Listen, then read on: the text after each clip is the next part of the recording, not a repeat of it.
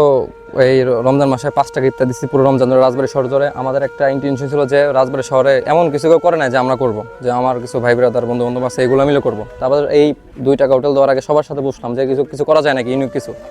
তারপরে ওরা বললো হ্যাঁ ভাই করা যায়। আমাদের মূল চ্যালেঞ্জ ছিল রান্নাবান্না কই করবো, মানে সপ্তাহে 2 দিন। এখন আম্মুর কাছে বললাম, আম্মু বললো আচ্ছা ঠিক আছে, আমাদের চিলেকোঠা রুম আছে, এখানে রান্না করা যাবে। এখন আমরা বাজার করে দিই, আম্মু রান্না করে।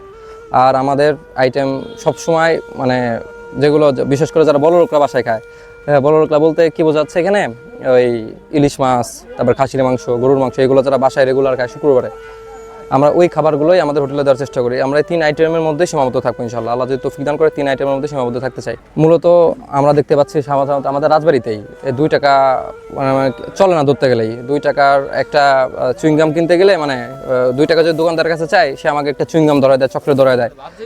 আমরা এই জন্যই ভাবলাম যে আসলে 2 টাকা করলে হয় কি, যে 2 টাকা আমরা গরুর মাংস খাওয়াই